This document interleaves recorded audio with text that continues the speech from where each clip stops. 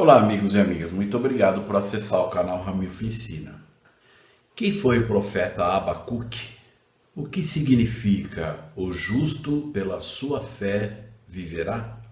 O que significam os ais nas escrituras? O que Abacuque quis dizer com cálice diante de Deus no templo? Quais são as 11 orientações para a preparação e para receber os convênios no templo? O que seria ser digno e não perfeito para entrar no templo? Quantas vezes devemos frequentar o templo?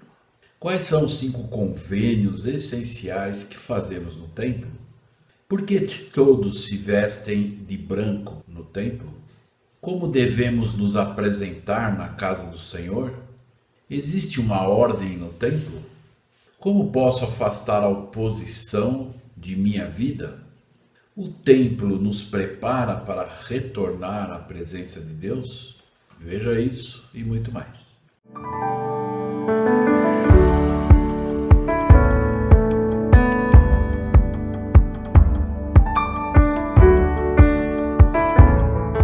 Olá, amigos e amigas, muito obrigado por acessar o canal Ramilfo Ensina. Então, nessa semana nós vamos estudar no Vem e Segue-me os livros de Naum, Abacuque e Sofonias. E eu, em particular, tanto nessa primeira parte quanto na segunda parte, eu gostaria de ficar em apenas um versículo do livro de Abacuque. E eu vou explicar algumas coisas e nós vamos entender aqui juntos e aprender muitas coisas sobre a importância dos convênios no templo. Somente lembrando, aqueles que ainda não se inscreveram no canal, por favor se inscrevam no canal, ativem o sininho, compartilhe com as pessoas que você gostaria que assistisse o vídeo também. E eu agradeço por isso.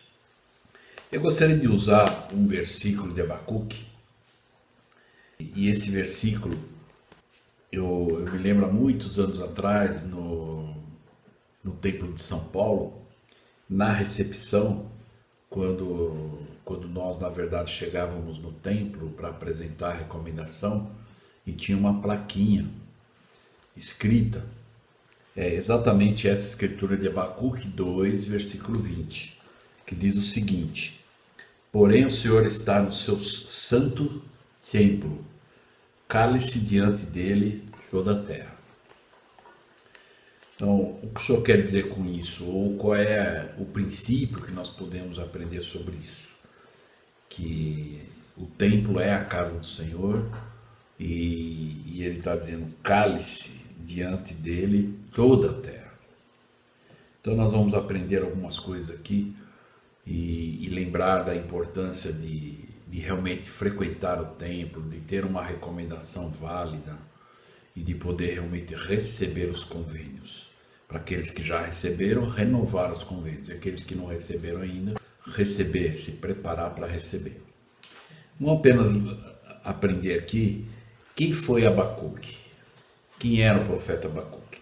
Então nós aprendemos que quem foi Abacuque e quando e que época ele ministrou, né? O ministério de Abacuque deu-se provavelmente após o surgimento dos caldeus na história do mundo.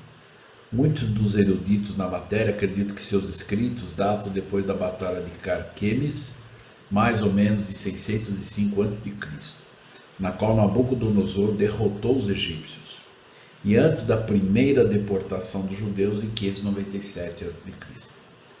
Pela sua obra, sabe-se também que vivia em Jerusalém. E se isso for verdade, então foi contemporâneo de Leí e Jeremias, profetizou para o mesmo povo. Então, são vários profetas, e um deles é Abacuque. Não se sabe nada a respeito da esposa do Abacuque, além do que se pode concluir de seus escritos. A tradição existente a seu respeito é obviamente lendária, não podendo servir de base confiável. Sabe-se apenas que foi um grande profeta que nos legou uma das mais nobres e pungentes obras do mundo da religião. Então esse foi o Abacuque. Uma das coisas que Abacuque fala é o justo pela sua fé viverá. E o que nós podemos aprender a respeito disso? O Senhor responde à indagação de Abacuque assim: o justo pela sua fé viverá, no versículo 4 do capítulo 2. Sperry comenta que este versículo, embora um pouco obscuro, é uma das grandes passagens do Velho Testamento. Quer dizer, em essência, que há uma distinção moral e espiritual entre os caldeus e o povo de Judá. Os caldeus enfatuados e arrogantes, orgulhosos de sua riqueza e poder, e falsos de seus negócios com outras nações. Não possuem as qualidades morais e espirituais capazes de assegurar-lhes permanência e estabilidade. O povo do Senhor, por outro lado, deveria ter a integridade moral, fidelidade e discernimento religioso que lhes garantiria o futuro. O futuro pertence aos justos.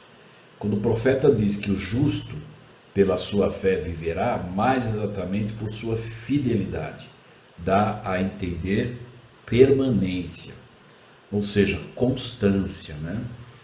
Então é uma coisa que nós aprendemos muito na doutrina de Cristo, a importância da constância. A constância em estudar as Escrituras, o vem e segue, a constância em irmos ao templo, frequentarmos o templo, renovarmos os convênios, tanto nas reuniões, né, sacramentais, através do sacramento, e no templo, né, renovarmos os convênios que fizermos desde a primeira vez que recebemos os nossos próprios convênios, né?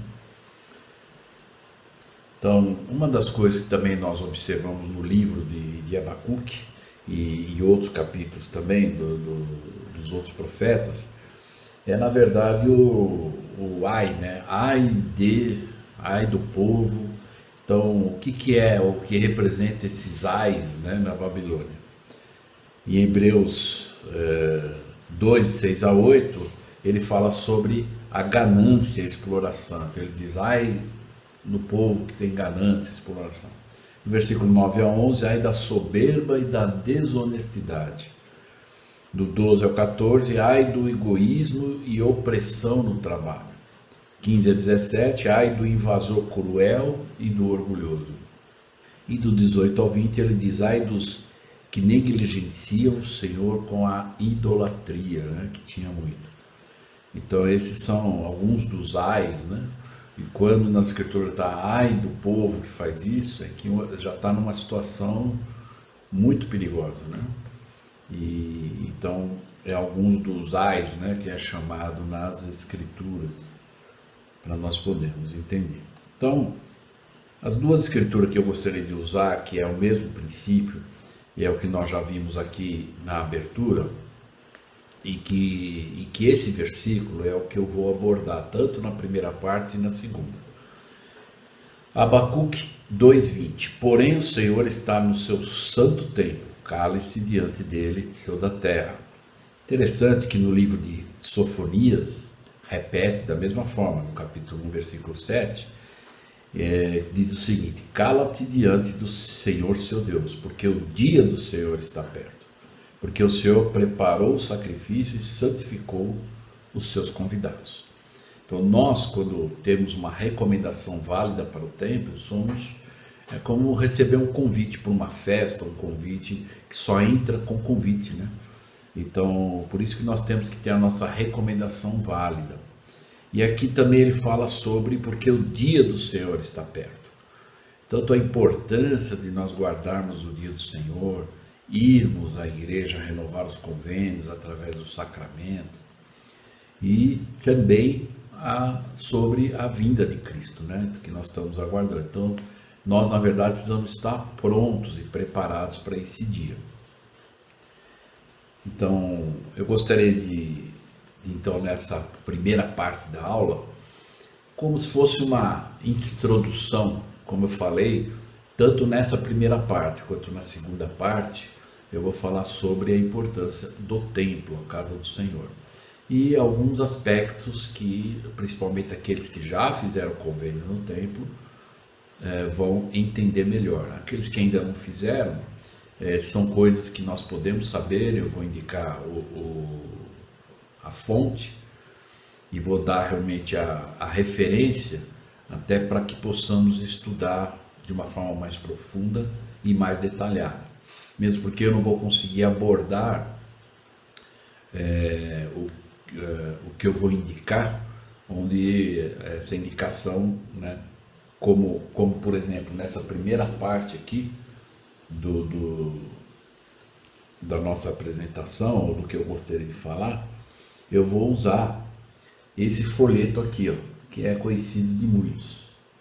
Preparação para entrar no templo sagrado. Então, normalmente, esse folheto é usado num curso preparatório que é feito nas unidades, às vezes, né, no próprio horário da escola dominical ou em outro dia, onde as pessoas que estão se preparando para entrar no templo, receber seus convênios, né? E aquelas pessoas que o bispo às vezes convida para poder participar. E aqui são algumas instruções, eu poderia dizer, esse folheto aqui, ele é bem rápido de se ler e estudar, embora precisa ler bastante de uma forma profunda, né? Refletir. E eu na verdade nessa primeira parte eu peguei alguns tópicos desse folheto e onde nós vamos aprender juntos aqui.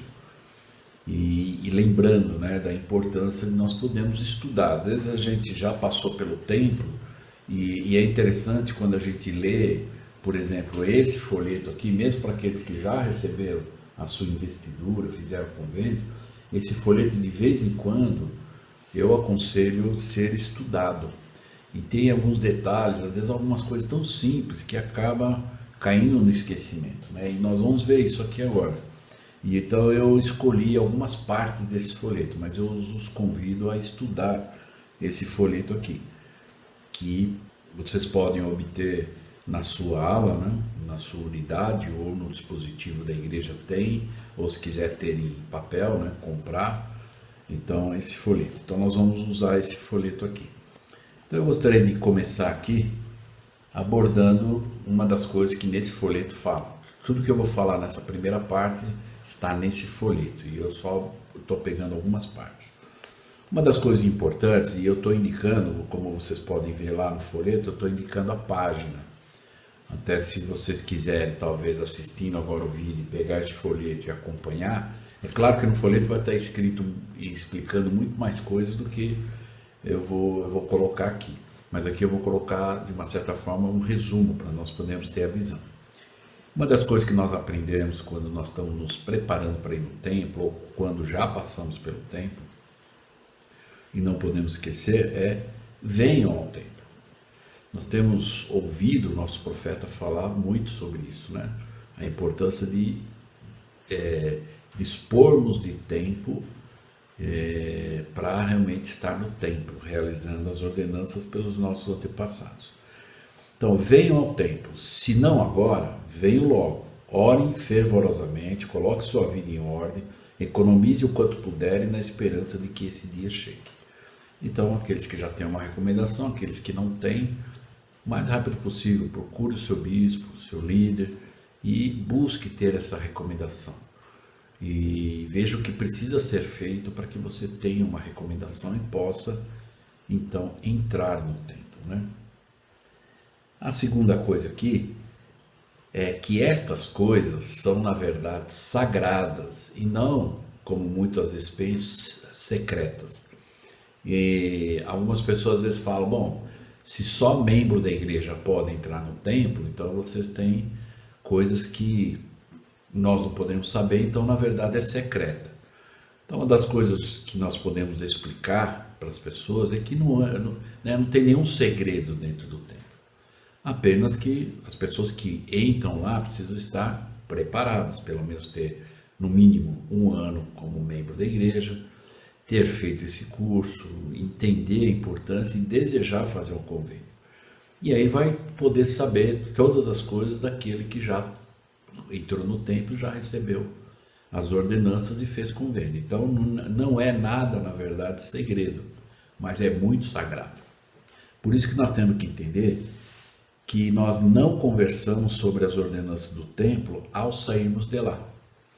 Então, é uma observação que nós temos que tomar cuidado, às vezes, de comentar coisas que nós não podemos comentar.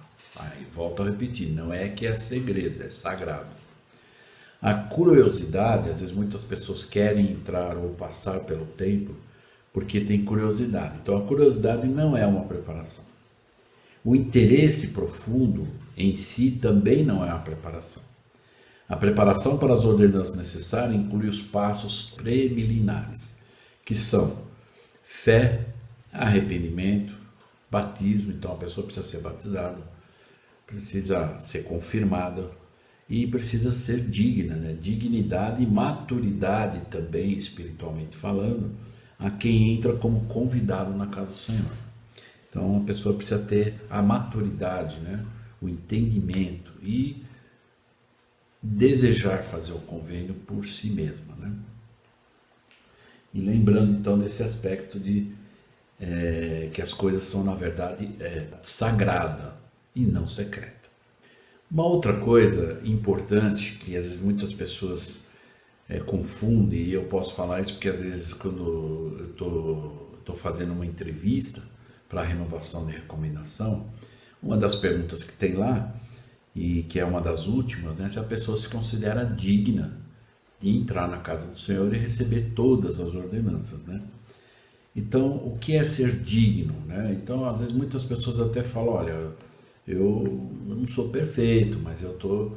Então, nós estamos falando aqui de dignidade, não perfeição. Nós sabemos que nessa vida, já aprendemos isso em algumas aulas, que se essa fosse uma das exigências de Deus, que todas as pessoas que entram no templo têm que ser perfeitas, então a gente poderia ter certeza que talvez muitas poucas pessoas conseguiriam entrar. Então, o que o Senhor exige é ser digno. O que seria ser digno? É a pessoa estar se esforçando. Notem que nas perguntas para a recomendação, para a renovação da recomendação, das 15 perguntas, a maior parte das perguntas, ela diz o seguinte: você se esforça para fazer isso, isso, isso? Então isso é de ser digno. Agora, esse esforço a pessoa tem que ter algo assim, na verdade, pessoal entre ela e o Senhor, e ele sabe que Deus sabe que ele está se esforçando, está fazendo o melhor dele. Então, ser digno, o nosso entendimento tem que ser esse. Vamos lembrar que 3 pessoas assinam a recomendação. Então, quando você recebe a recomendação, nós passamos por uma entrevista com o bispo, depois com o presidente da estaca. Mas na recomendação são 3 pessoas que assinam. A primeira pessoa é você, é o indivíduo que vai receber a recomendação. Depois o bispo que fez a entrevista, ou um conselheiro, e o presidente da estaca, ou um conselheiro. Então aqui diz que o bispo e o presidente do ramo têm a responsabilidade de fazer as perguntas para avaliar a nossa dignidade pessoal.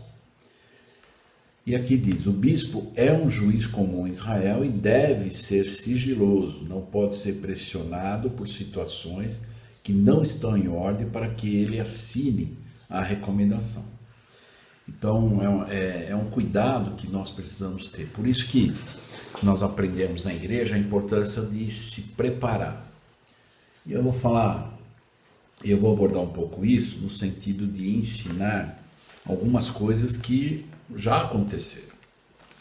E às vezes a pessoa, de uma certa forma, pressiona o bispo dizer, não, mas eu preciso passar no templo. Então, um dos exemplos assim que eu poderia dar aqui, que já aconteceu comigo, desde a primeira vez que eu servi como bispo, e que algumas pessoas, às vezes, por exemplo, 2 jovens vão se casar. E claro, se os pais são membros da igreja, eles gostariam que os pais fossem participar do selamento no templo, né, e tudo mais. Mas às vezes algumas coisas, o pai ou a mãe não estão com a recomendação válida. E de repente eles não ajudam, como nós falamos aqui no início. Então venham sempre ao templo, né? Então estejam com a recomendação válida. E às vezes acontece alguma coisa que o pai ou a mãe, ou até o próprio pai e mãe, não estão com a recomendação válida. E o filho então, ou a filha vai se casar, e aí então vem a necessidade de se renovar a recomendação, porque o pai e a mãe querem participar do selamento. Mas às vezes eles deixam para fazer isso na última hora. Às vezes naquele mês em que vai acontecer o selamento. Mas para, às vezes, renovar a recomendação não é algo que vai acontecer rápido. A pessoa vai passar por uma entrevista e se ela estiver qualificada espiritualmente, ela recebe a recomendação. Se não, o líder que está fazendo a entrevista, ele então vai fazer algumas metas e aí vai ter um prazo para novamente fazer uma nova entrevista para ver se a pessoa então está qualificada. Às vezes acontece de que aí vai em cima da hora e, lógico, vai acontecer o selamento, o casal não vai adiar o seu casamento ou o selamento, e eles querem que aquele parente, né, os pais e outros parentes participem, aqueles que têm recomendação. E às vezes vem aquela pressão em cima do bispo, né, ou do líder. Não, tem que ser como a família, né? E então, por isso a importância da gente ler os folhetos. O folheto sempre fala isso, né? A importância de ter uma recomendação válida, e se preparar, né? O casal, por exemplo, quando um bispo faz uma entrevista, se a moça é da ala do bispo, ou o rapaz, ou até ambos, então ele faz uma entrevista com os dois e vai explicar como é que funciona, e talvez até perguntar, olha, seus pais vão passar também, vão, né, se são membros, porque às vezes não moram na mesma cidade, mas eles têm recomendação, então avisa eles, olha, para eles renovar a recomendação, porque quando chegar no dia, eles vão ter que ter a recomendação para poder participar do selamento. E de repente, né, às vezes se deixa para ir em cima da hora, acaba criando uma situação muito delicada, né? Mas o líder, o bispo, caso, ele não pode simplesmente, não, mas nessa situação, e até tem essa escritura de Moroni 9:21 que diz o seguinte: eis que, meu filho, não posso recomendá-los a Deus para que ele não me castigue. Lembrando que quando o bispo está lá entrevistando a pessoa para a recomendação, seja a primeira vez ou para a renovação, naquele momento o bispo está representando o próprio Senhor. O bispo, naquele momento, ele é o guardião das portas do templo, no sentido de que se ele autorizar uma pessoa assinando a recomendação, tanto ele quanto um membro da presidência da estaca, se tiver na verdade ciente de que a pessoa não estava qualificada, mas ele assinou, um dia o senhor vai responsabilizá-lo. Por isso que aqui em Moroni, ele diz lá: eis que, meu filho, não posso recomendá-los a Deus para que ele não me castigue. Então, eu não posso, se eu realmente souber que a pessoa não está qualificada, e simplesmente assinar a recomendação autorizando. E aí, então, senhor, eu vou ser cobrado disso, né? E, então, o bispo, vamos lembrar, nós já vimos em algumas aulas, o líder ele tem que representar Deus para o povo e não o povo para Deus. E aí, então, ele não pode assinar, ele simplesmente vai dizer, olha, agora não. Não é que ele nunca vai assinar, a pessoa nunca vai ter a recomendação, mas naquele momento, talvez pela entrevista, pelo entendimento do bispo e o discernimento, ele vai dizer, olha, a gente precisa fazer algumas metas, para depois, então, daqui um tempo, nós então realizarmos uma outra entrevista para ver se está qualificado, e é assim que funciona. Por isso a importância de nós estarmos preparados para isso, né?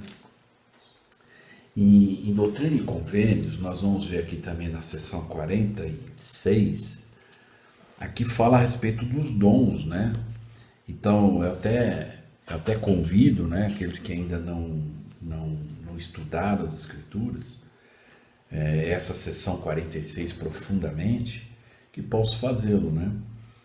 Eu queria só fazer aqui um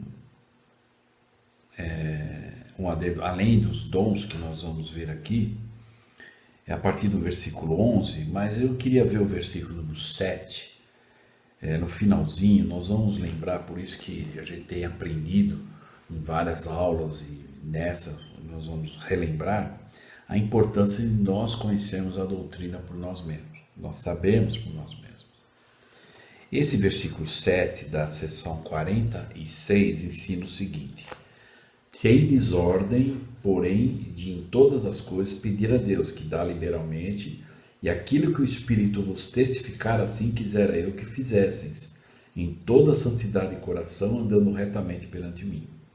E olha só o que ele diz agora: refletindo sobre o resultado de vossa salvação. Então é uma avaliação pessoal. Lembra nas aulas anteriores, nós vimos lá aquela entrevista, né, pessoal com Cristo, e algumas perguntas, né? Então aqui está refletindo sobre o resultado da sua salvação. É você fazer uma avaliação sua pessoal, honesta entre você e o Senhor, e você vai saber como é que está a minha posição de salvação. E aí ele diz: fazendo todas as coisas com coração e ação de graças. E agora é importante isso: para que não sejais seduzidos por espíritos malignos, ou pelas doutrinas de demônios, ou por mandamentos de homens, porque alguns são de homens e outros de demônio. Então nós sabemos que tem 3 fontes para nós podermos então aprender as coisas. A primeira fonte é o da oposição, do diabo. A segunda fonte é dos homens. E a terceira é de Deus. Então nós temos que escolher qual é a fonte segura que eu quero aprender, que eu quero realmente receber revelação. Então, se nós somos na influência do mundo, se nós acreditarmos em tudo que os homens falam sem buscar ter conhecimento pessoal, nós estamos indo numa fonte do conhecimento e sabedoria dos homens. Talvez algumas coisas vamos acertar, mas outras com certeza vamos cair em equívocos, né? E pior ainda, da oposição, né? Por isso, cuidado, né? Quais são realmente essas fontes seguras, né? As Escrituras, as palavras dos profetas. Então eu gostaria de ver aqui com vocês, e eu convido vocês a estudar esse capítulo 46, do 11 ao 27. Mas aqui, alguns versículos rapidamente. Versículo do 11 ao 12, ele fala a respeito dos dons. E que esses dons espirituais são distribuídos aos membros de acordo com a sua fidelidade, circunstância, deveres, habilidades, etc. E chamados, para que todos possam ser instruídos, confirmados, abençoados e salvos, né? Então, e que dons são esses? Aí no versículo 13, ele fala do dom de saber pelo Espírito Santo que Jesus é o Cristo, o Filho de Deus. Isso é um dom e nós temos que buscar isso. Por revelação, nós sabemos por nós mesmos que Jesus Cristo é o Filho de Deus. No 14, ele fala do outro dom, de crer nas palavras deles. Deles quem? Do testemunho dos profetas e dos líderes, né? Esse é um dom. Um outro dom no 16, que pelo Espírito Santo se as diversidades de operações são de Deus, se são ou não, né, de Deus. Por isso, para não sermos enganados. Lembra das 3 fontes? No versículo 7 está falando. Tem a fonte da oposição, do diabo, tem a fonte do conhecimento dos homens e de Deus. No 17 ele fala da palavra de sabedoria, mas aqui não está falando em relação ao que nós entendemos como palavra de sabedoria, que é o mandamento sobre a nossa saúde e bem-estar. Aqui ele está falando da palavra de sabedoria, de buscar conhecimento, revelação. Esse é um dom também. No 18 ele fala que o outro é dado a palavra de conhecimento, através do estudo e da fé. Por isso que nós temos que buscar conhecimento. No versículo 23, ele fala sobre o outro dom, o discernimento de espíritos, né? Então, é uma intensa, na verdade, sensibilidade para receber a inspiração. Nós temos que estar, na verdade, sensíveis. Lembra lá a mãe Lemuel, quando reclamaram com o Nefe, e eles disseram, olha, o senhor não fala conosco mais, né? E aí Nefe então diz para ele, vocês perderam a sensibilidade espiritual. Então, esse é um dom, é um discernimento que nós temos que buscar sempre ter, manter. No 24 ele fala, 24 e 25 juntos, fala sobre falar em línguas e interpretar línguas, né? nós conhecemos a escritura de 1 Coríntios 14, do 27 em diante, lá diz que, e é isso a gente vê acontecer na igreja, por exemplo, se nós vamos participar de uma reunião, um devocional, uma conferência, e alguém vai falar em um idioma diferente, o apóstolo Paulo explica lá em 1 Coríntios 14, ele fala que quando alguém falar em línguas, que haja um intérprete. Se não houver intérprete, ele tem que se calar, porque alguns talvez vão entender e outros não. Então ele não deve falar. Por isso que esse é um padrão. Agora, quando fala o dom das línguas ou interpretar as línguas, não é nada mais, nada menos do que aprendermos outro idioma, ou termos a capacidade, né, e o dom de aprendermos rapidamente um novo idioma, né? E alguns têm esse dom, né, de aprender a falar outro idioma e até de interpretar, né, a língua, né? Ser na verdade um intérprete. E quem quiser ler lá em 1 Coríntios 14, a partir do versículo 27, vai ver isso aí. No versículo 27, aí diz que todos esses dons, né, está dizendo aqui, e ao bispo da igreja e aqueles designados e ordenados por Deus para zelarem pela igreja e para serem elders da igreja, será dado discernir todos esses dons, para que ninguém haja entre vós que, sem ser de Deus, professe tê-los. Então, isso é uma coisa que o Senhor, então, quando todo bispo é ordenado bispo, ele recebe esse dom. Então, ele pode discernir se uma pessoa que está dizendo que tem um dom, se ela realmente tem ou não, se é de Deus ou não, ok? Dignos de entrar, então, é nos esforçarmos, fazermos o melhor para estarmos alinhados, cumprindo a vontade do Senhor. É isso que é esperado para que uma pessoa tenha recomendação válida. Um outro assunto é a primeira vez e sempre. Então, todos nós, aqueles que já receberam as suas ordenanças a primeira vez, devem ir sempre, porque renovar os convênios, se lembrar. E na primeira vez você passa por você mesmo, é você que está passando, é você que está fazendo um convênio pessoal com Deus. A partir da segunda vez você está representando alguém que já faleceu, seja parente ou não, então você está lá como um procurador, representante. E ao mesmo tempo você vai estar ajudando essa pessoa que faleceu e nunca teve a oportunidade de fazer ou receber as ordenanças do templo por ela, então você, representando ela, estará fazendo isso. Claro que quando é homem, ele representa alguém, né, do mesmo sexo masculino e do feminino feminino. E representando essa pessoa, ao mesmo tempo, você também está renovando o seu convênio a primeira vez, porque você está lembrando da sua primeira vez. Embora a partir da segunda vez até o final da vida, vai ser representando alguém, mas ao mesmo tempo você relembra os seus convênios pessoais. Então, não se preocupe, fique tranquilo. Você está indo para o templo, alguém irá auxiliá-lo a cada passo. Você será cuidadosamente orientado. Lembre-se de que quando for ao templo, de que você é um convidado na casa do Senhor. Então, se for a sua primeira vez, fica tranquilo. Normalmente você pode convidar alguém que você conhece, é seu amigo, seu parente, que já passou pelo templo, para ser o seu acompanhante, né? E ele vai ajudá-lo lá dentro, porque às vezes a primeira vez a gente fica perdido, não sabe o que tem que fazer, onde tem que ir. Então, fique tranquilo que se for a primeira vez, você vai ter auxílios lá. Mesmo que talvez você não tenha alguém que vá acompanhá-lo, o próprio templo vai ajudá-lo. Vai ter pessoas lá que vão ser designadas a estar do seu lado desde o início até você ir embora. Então, pode ficar tranquilo, tá? Mas a primeira vez e sempre. Uma outra coisa que nós temos que aprender é que lá na casa do Senhor, no templo, nós somos ensinados do alto. Então, todos os ensinamentos que nós recebemos dentro do templo, eles foram revelados, ou seja, vieram do alto, de Deus, é assim que deve ser. Então, esses ensinamentos do alto, para resumir, nós tem 4 partes de aprendizado no templo.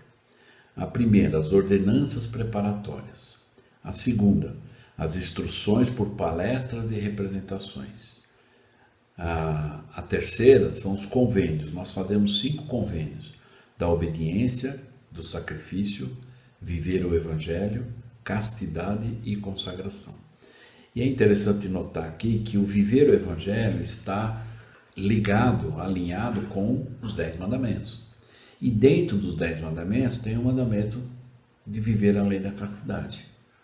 Mas olhe, note a importância daqui do convênio, que o senhor faz um convênio específico só sobre a castidade. Por quê? Porque esse é um dos mandamentos em que o mundo precisa entender qual é a visão de Deus, o padrão elevado, né? E os membros da igreja, claro. Então, é só apenas um detalhe para nós observarmos. Porque já no convênio do viver o evangelho já está os 10 mandamentos. Mas aí o senhor então fala, mas eu quero fazer um convênio específico, só sobre a lei da castidade. Que nós devemos ser fiéis, guardar a lei da castidade, tanto antes de casar, como após o casamento, né? E que devemos apenas ter relações, na verdade, sexuais com a esposa e a esposa com o marido, que estão legalmente casados, né? Pela lei dos homens e a lei de Deus. E o quarto é os testes de conhecimento. Então, esses são os ensinamentos do alto que nós vamos receber lá dentro do templo, né? Uma outra coisa que nós vamos observar lá também é que todas as pessoas estão vestidas de branco lá. Por quê? Há uma representação. Ao entrarmos no templo, trocamos nossas roupas normais por roupas brancas do templo. Saímos do vestiário vestidos de branco, com o sentimento de unidade, de igualdade, pois todos ao nosso redor estão vestidos do mesmo modo. Então, há uma representação, na verdade, simbólica, que quando eu vou passar no templo para renovar os convênios, então eu vou com essa roupa, vamos chamar a roupa do mundo, e aí nós vamos no vestiário, nós vamos mudar de roupa, né? Essa roupa eu vou deixar no armário e vou vestir uma roupa branca. E todos vão estar com roupa branca, representando o quê? O branco representa pureza, não é? Pureza, santidade. E outro simbolismo também é que todos são iguais lá dentro do templo. Então pode estar lá o seu bispo, o seu presidente da Estado, então, mas todos são iguais, não é? Então, para Deus, essa é a visão que nós temos que aprender. Para Deus, todo mundo é igual. Tá? Apesar de chamados, responsabilidades, mas isso por questão de uma organização de Deus aqui na Terra, mas para Ele todos somos iguais. Ninguém é mais importante do que ninguém para Deus, independente até do chamado que tenha. Ok? Uma outra coisa também que nós podemos lembrar é a vestimenta adequada ao ir ao templo. Então, é sinal de reverência e respeito o membro da igreja ir ao templo vestido e arrumado de modo que não o deixaria pouco à vontade na presença do Senhor. Então, isso é uma das coisas que eu normalmente aconselho, né, nas entrevistas, principalmente quando é a primeira vez que uma pessoa vai passar no templo, é responsabilidade do líder orientar isso, né? O que é chamado, que nós já vimos, inclusive esse nome, em alguns discursos de conferências gerais, é usar a roupa do domingo, né? Ou seja, a sua melhor roupa, a melhor roupa que você tem, que você vai na igreja aos domingos, é como você tem que se apresentar na casa do Senhor. Somos convidados na casa do Senhor e o anfitrião, eles têm alta consideração. Nessa circunstância, é pouco provável que você se apresentasse vestindo roupas velhas de trabalho ou de recreação. É pouco provável que um homem se apresentasse sem ter feito a barba ou que a mulher estivesse com o cabelo despenteado. Certamente se sentiriam um pouco à vontade se não estivessem vestidos adequadamente. Continuando, é triste às vezes, isso está no folheto, hein? É triste às vezes, ao irmos ao templo e ver que alguns chegam para testemunhar um casamento ou para assistir uma sessão do templo, vestidos como se fosse um piquenique ou um evento esportivo.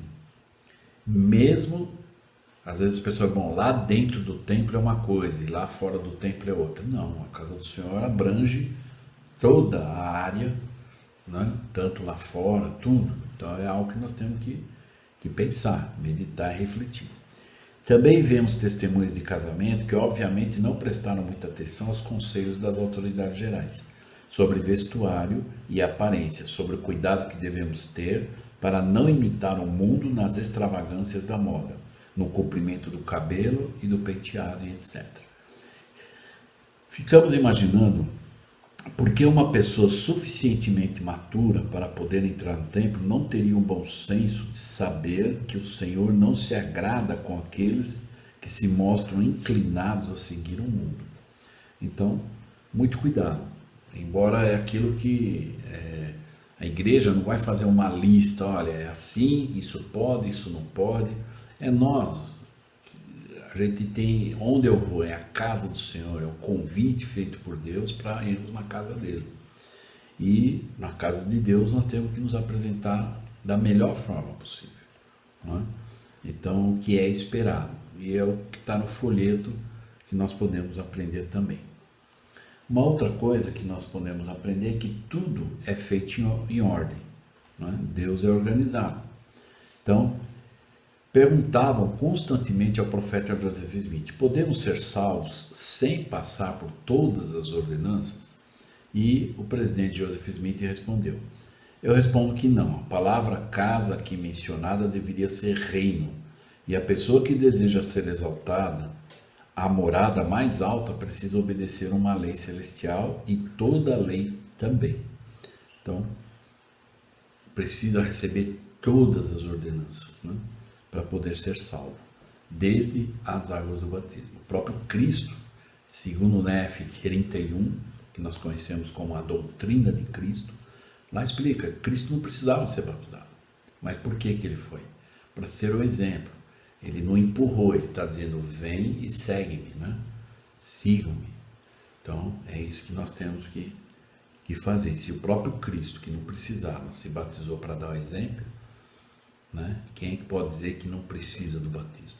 Agora, lembrar que alguns talvez vão dizer assim: mas já fui batizado, mas precisa então entender a ordenança do batismo por alguém, né? Então nós precisamos ser batizados por alguém que tem autoridade de Deus. Vamos lembrar que na época de Jesus Cristo, ele foi procurar quem? João Batista, mas tinha muitos outros lá que faziam batismos. Mas por que Cristo procurou João Batista? Porque ele sabia que João Batista, Cristo, ele deu autoridade para João Batista. Então, quem é que tem autoridade para batizar? Então, para que seja válido, né? Você só lê a seção número 22, diz lá, mesmo que uma pessoa seja batizada mais de 100 vezes, não vai ter efeito nenhum. Vamos ver aqui, só para nós podemos ver na íntegra, né, o que o versículo fala. Então, a seção número 22, ele diz assim, ó, o 2, versículo 2, seção 22, versículo 2, diz: portanto, embora seja um homem batizado 100 vezes, de nada lhe aproveita, pois não podeis entrar pela porta estreita por meio da lei de Moisés, nem por todas as obras mortas. Então, ele está explicando aqui que uma pessoa que não tem autoridade, uma pessoa pode ser batizada 100 vezes, mas não vai ser reconhecida por Deus essa ordenança.